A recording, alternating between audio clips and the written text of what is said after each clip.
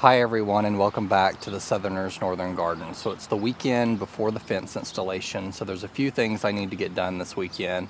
One, I want to get as many plants that I have in larger containers planted as possible that are not going to go in next to the fence. And then I need to move a few sprinkler heads. That will be a separate video. I will probably end up doing that tomorrow.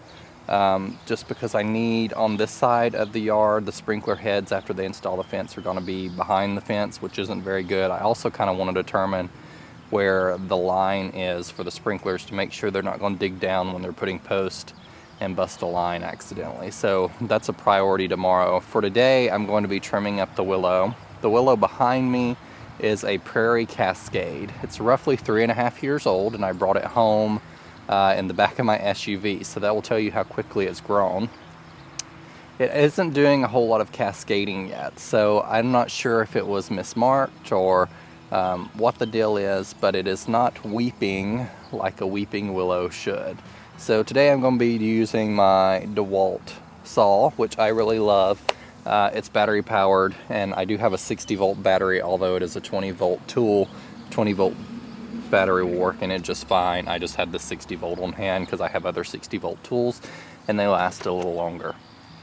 So my main priority on trimming up the willow is getting some branches that are going directly out, basically limbing it up so I can plant some other things around it and it's not interfering as much with the shrubs that are directly below it. I have my glasses, so always wear your PPE when you're cutting, even though this is a relatively small task and can probably be done with a hand saw. I really love this 𝗣𝗜𝗗𝗘𝗢 chainsaw because it cuts through the wood just like butter. I've used it a few times to trim up this willow and it's done excellent. So the lighting's going to be really weird because it's pretty early in the morning and the sun's just coming up, but I'm also going to be planting, as you know, a couple months ago, if you've been watching my channel, I picked up around 14 BloomStruck Hydrangeas from Home Depot that were on discount for $5 a piece. I've had those on the north side of my house on some drip, just protected in their containers until this time. And I was going to put them around the spruces out front, but seeing how the plants have done around the spruces, I have some 𝗩𝗜𝗗𝗑𝗢𝗧𝗦s around there now. I was going to put the BloomStruck behind them. They don't get a ton of sunlight, and although BloomStruck and 𝗩𝗎𝗄𝗎𝗓 hydrangeas typically like less sun, I don't think they get enough sun up there and they wouldn't perform very well. Under this willow, they'll be protected at least partially by the willow. They will get, I think, enough sun to perform pretty well, but this is also just an experiment on my part. If they don't do well next year, I can move them elsewhere in the yard. So as you know, I have pretty high alkaline soil, so the blooms on these hydrangeas next year will probably be pink, but this one just started blooming again this fall, and I wanted to show it to you. And look how pretty blue purple of a color that is. I noticed yesterday when I was pulling these hydrangeas out, I pulled them out yesterday evening and put them around the willow to kind of spread them out, because there's some space around the willow that's just open, and nothing had ever been intended to plant there right now. I had mentioned in a prior video filling up that space with hosta and other shade-loving plants, but I had 14 of these on hand, and so I'm just going to deck out that space, and hopefully it will bloom really nicely next year and just be like a mass of color directly under the willow. So I'm going to get started. The sun's getting kind of bright. Bear with me, and I'm just going to show you how I prune up this willow, and then we'll get to planting these hydrangeas. One thing I want to mention is always make sure you wear your PPE when you're using something like this. Because this is a battery operated chainsaw, it's not actually that loud, so I'm not using ear protection or anything, but I'm mostly going to be taking off these small branches. I am going to be getting this one, which is pretty large, but it's not heavy at all, and so I need to make sure and be cognizant of where it's falling and not going to crush any plants. I think it's heavy enough I can cut it and pull it off at the same time.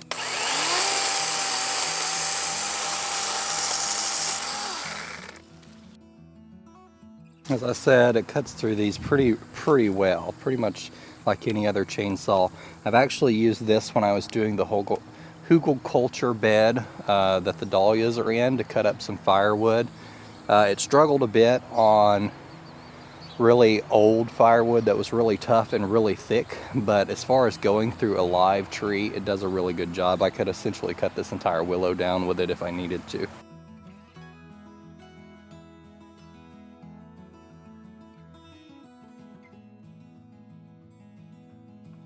Now I will finish cutting these willow pieces up and just throw them in my trash next week. One thing you could do with this willow cuttings is you could obviously do cuttings and create more willows. However, if you're into propagating plants, you can also make something that's called willow water. There's instructions on YouTube how to do that. You essentially cut the willow into tiny pieces and let it sit in water, and it's a good propagation medium for starting plants because it contains a very active rooting hormone. But you can see what I did here. I just kind of lifted the canopy up. I may come in with my hand pruners and cut some of those that are going down a little more just to kind of open this up a little more as I'm working under it. I think I'll go do that right now. Another really great use for willows in the fall is to make wreath forms. So if you have one in your yard and you would like to make a fall wreath arrangement, you can see how pliable the wood is, obviously. And so this new fresh growth can be essentially turned into a wreath form rather quickly. Just bundle enough of those together.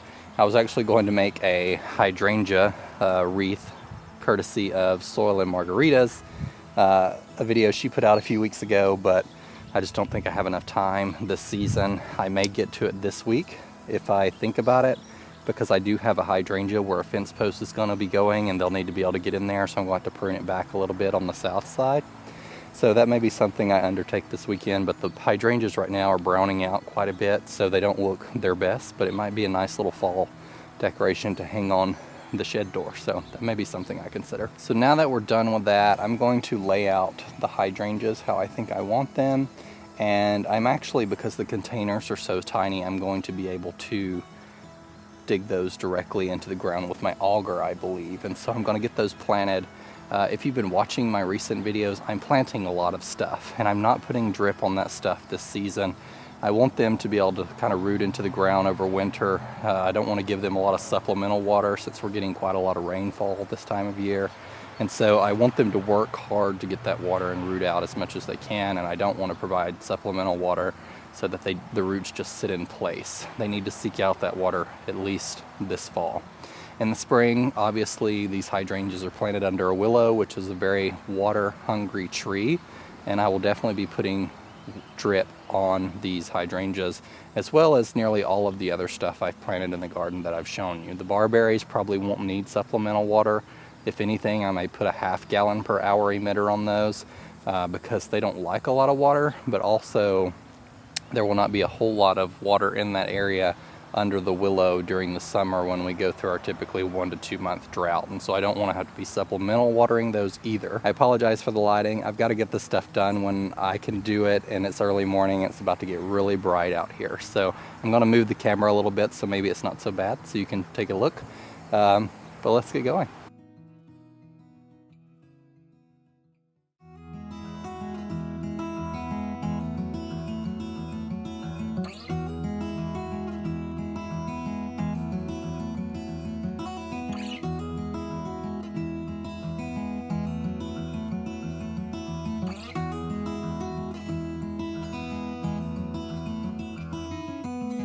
I know that you are having a hard time. So this soil under this bed has been here, or this bed has been here, as I've mentioned several times on my channel, 1.5 years, and so it's only had one really significant layer of mulch put on. I didn't put any mulch down hardly at all this season on my existing beds, just to cover up some bare spots.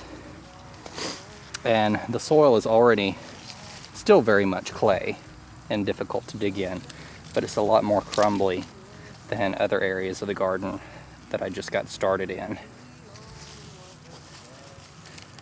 which is exciting to know that these beds are on their way to having really nice soil one day.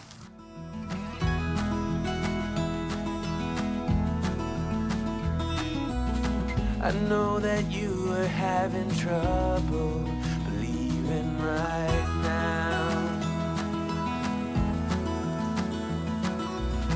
that everything is gonna be alright.